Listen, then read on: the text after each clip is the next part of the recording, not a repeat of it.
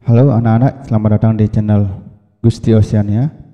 Jadi untuk lebih jelas suara yang dihasilkan, mohon anak-anak memakai hand-free to handset agar suara yang dihasilkan lebih jernih dan jelas. Oke, kali ini kita akan mempelajari tentang letak dan luas Indonesia yang berhubungan dengan peta. Jadi kita lebih sedikit fokus kepada pembelajaran peta.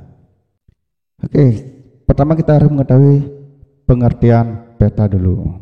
Peta adalah gambaran sebagian atau seluruh wilayah di permukaan bumi dengan berbagai kenampakannya pada bidang datar yang diperkecil dengan menggunakan skala tertentu. Selanjutnya adalah ilmu yang mempelajari dalam pembuatan peta disebut dengan istilah kartograf. Adapun orangnya yang menguasai ilmu tersebut adalah dinamakan kartograf, gitu ya. Jadi itu nama orangnya, nama istilah orang pembuat peta.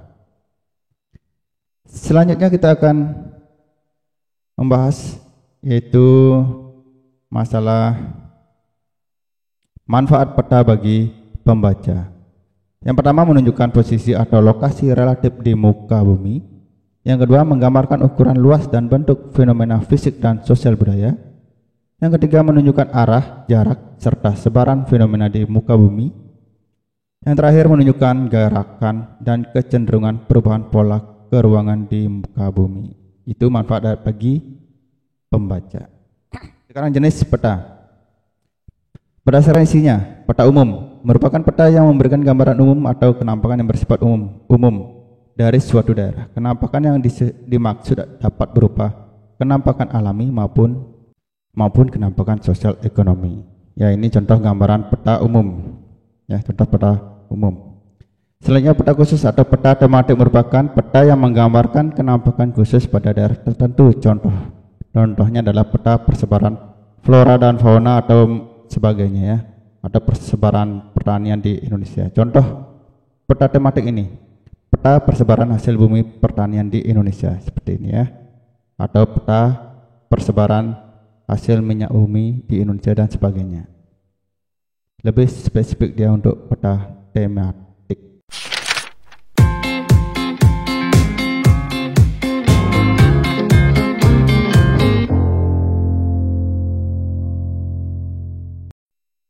Oke, selanjutnya jenis peta berdasarkan skalanya. Peta kadaster yaitu peta yang mempunyai skala 1/100 sampai 1/5000.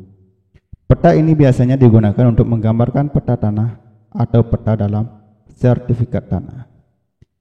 Bagian B, peta skala besar, yaitu peta yang mempunyai skala 1/5000 sampai 1/250.000. Peta ini digunakan untuk menggambarkan wilayah yang relatif sempit, misalnya peta kelurahan, kecamatan, atau peta desa.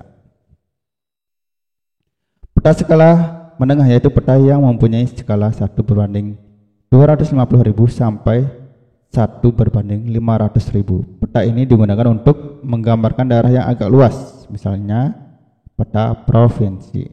Peta skala kecil yaitu peta yang mempunyai skala 1/500.000 sampai 1/1 juta atau lebih, ya. Peta ini digunakan untuk menggambarkan daerah yang relatif luas, misalnya peta negara, benua, bahkan dunia. Oke, selanjutnya jenis peta berdasarkan bentuk. Peta datar yaitu merupakan suatu peta yang dibuat dalam bidang datar seperti kertas, kain, dan sebagainya. Adapun untuk mengetahuinya dan sebagainya, ya, silakan dibaca. Ya, ini contoh peta datar, ya, seperti brosur peta. Peta timbul yaitu merupakan peta yang dibuat sesuai dengan bentuk aslinya. Adapun bentuk-bentuk kenampakan pada suatu wilayah dibuat dalam bentuk 3 dimensi. Kalau gunung dia agak tinggi, lembah turun, ya. Selanjutnya adalah ini contoh peta timbul. Ya, bisa dilihat. Selanjutnya adalah syarat pokok yang harus dipenuhi dalam peta. Pertama, judul, skala, legenda, orientasi, dan tahun pembuatan. Nah, di sini tahun pembuatan kenapa harus penting? Nanti akan ada penjelasannya. Syarat pembuatan peta. Pertama, konform, artinya bentuk yang digambar pada peta harus menunjukkan bentuk yang sesuai dengan penampakan sebenarnya, dan ekuidistan dan ekivalen. Itu bisa kalian baca silakan di pause materinya. Oke, tadi Bapak ada sedikit materi yang lewat.